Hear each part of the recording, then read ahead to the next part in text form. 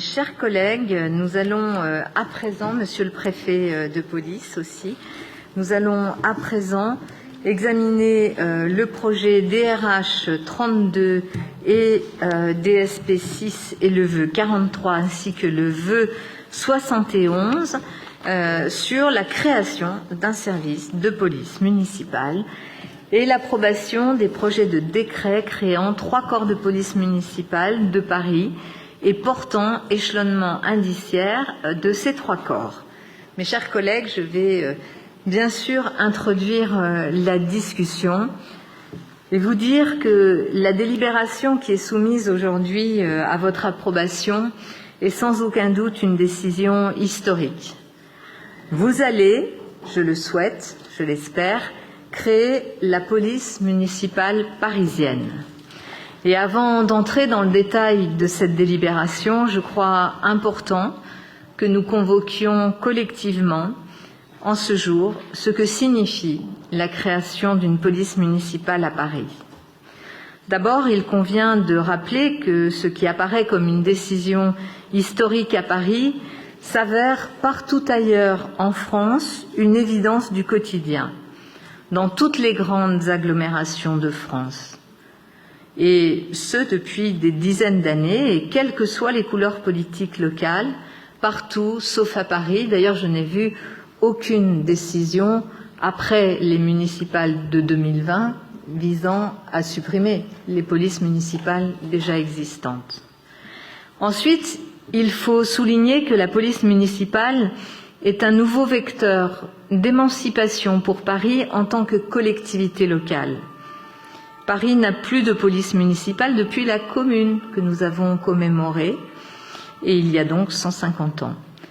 Avec le vote du maire de Paris au suffrage universel en 1977 et puis la loi sur le statut de Paris en 2017, la police municipale constitue un nouveau jalon historique de ce que j'appelle une liberté municipale recouvrée au sens des libertés locales. Assumons donc ce rendez-vous. Enfin, la police municipale est une réponse forte et évidente à une demande de sécurité, de tranquillité publique de la part des Parisiennes et des Parisiens. Et nous le savons, même si cette police ne répondra pas aux questions de terrorisme, qu'après les attentats de 2015, les temps et les attentes ont changé. Je veux, à ce stade, remercier toutes celles et ceux qui ont contribué à ce que nous puissions préparer ce texte et présenter ce texte aujourd'hui. Au premier chef, bien sûr, Nicolas Norman. Je veux le remercier pour son engagement, pour ce travail avec beaucoup de sérieux, de dévouement. Je veux remercier aussi Monsieur le Préfet de police d'avoir accompagné avec le ministère de l'Intérieur la création de cette police municipale, remercier les parlementaires de tous bords qui ont voté à l'Assemblée et au Sénat le texte permettant d'arriver devant notre propre Assemblée aujourd'hui, et remercier les adjoints, les élus, les maires d'arrondissement, majorité comme opposition, qui ont accompagné nos travaux. Les Parisiens sont en attente d'une présence de police de proximité rassurante, disposant des pouvoirs de police nécessaires au respect des règles du quotidien, et ce, aux côtés de la police nationale. Alors, répondons à leurs attentes. C'est donc une décision qui marque un nouveau pas dans l'évolution du statut de notre ville vers le droit commun des communes et qui répond aux priorités des Parisiennes et des Parisiens. Je reviens sur le vote de ce jour. Cette délibération n'est une surprise pour personne, ni sur le fond, ni sur la forme. Elle correspond exactement à l'engagement que j'avais pris devant vous et devant les Parisiens, ici même, le 4 février 2019.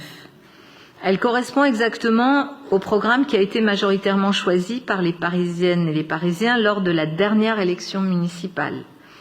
Elle correspond exactement à ce que mon adjoint Nicolas Norman a pris le temps de vous présenter précisément à chacun des groupes, à chaque maire d'arrondissement, et tous ces échanges ont nourri et enrichi cette délibération.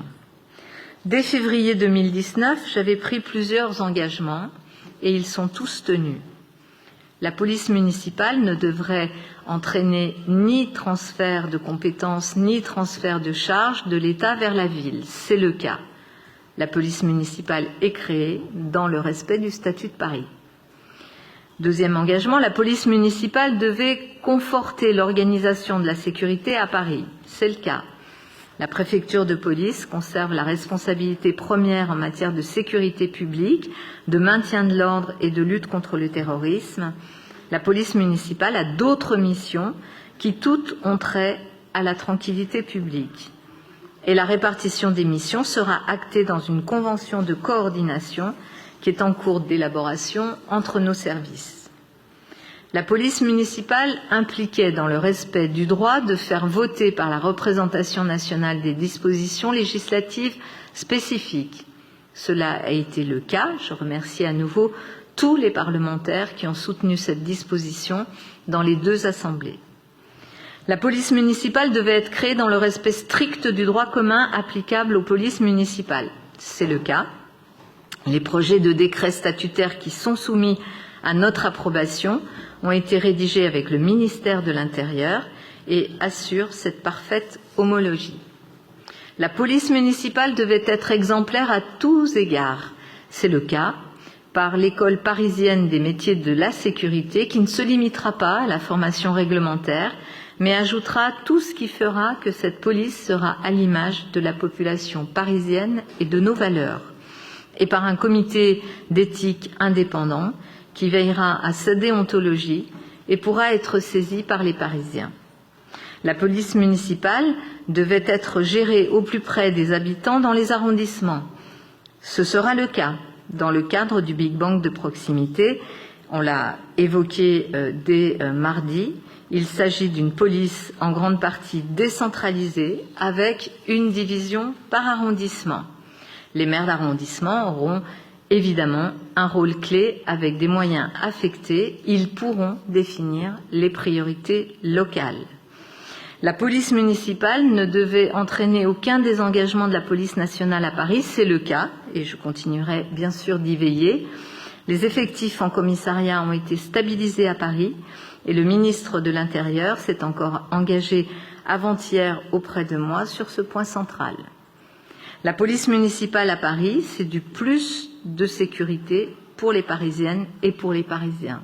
Enfin, la police municipale devait faire l'objet d'un vote au sein du Conseil de Paris, qui est l'instance souveraine pour cette décision historique, et c'est le rendez-vous de ce jour. Tous ces engagements sont tenus, mais malgré cela, je pressens les remarques des uns et des autres. Certains, je le sais, vont réclamer à nouveau l'équipement en armes à feu. Le débat a déjà été tranché par les Parisiens lors de la dernière élection municipale. Je n'y reviendrai pas, mais je respecte cette position. D'autres, je le sais également, vont alerter sur le risque d'une police nationale bis. Ce risque a été écarté par le Conseil constitutionnel qui vient de censurer tout ce qui pouvait laisser craindre la moindre dérive des missions de la police nationale vers la police municipale. La réalité, c'est que le contexte politique et le cadre juridique n'ont jamais été aussi clarifiés. Sur ce sujet majeur pour les Parisiennes et pour les Parisiens, ma ligne est claire. Je l'avais dit ainsi en février 2019. Ma seule boussole est de répondre aux attentes des Parisiennes et des Parisiens en ayant toujours nos valeurs et la loi chevillées au corps. Quand on écoute les Parisiennes et les Parisiens, leur demande sur la police municipale parisienne est unanime et sans ambiguïté. D'ailleurs, quelle que soit la famille politique dont ils se rapprochent. 82% d'entre eux exprimaient leur approbation lors d'une enquête réalisée en octobre 2018. Ce soutien est sans doute encore plus élevé aujourd'hui, notamment bien sûr dans les quartiers populaires où les questions de tranquillité publique et de sécurité se posent d'une façon encore plus accrue. Pour terminer, je voudrais que nous prenions bien conscience que cette délibération crée un nouveau service public pour les Parisiennes et pour les Parisiens. Un service public conçu d'abord pour protéger les plus vulnérables de nos concitoyens Il y a donc là aussi un choix clair, un choix républicain, un engagement pris devant les Parisiennes et les Parisiens qui sera tenu.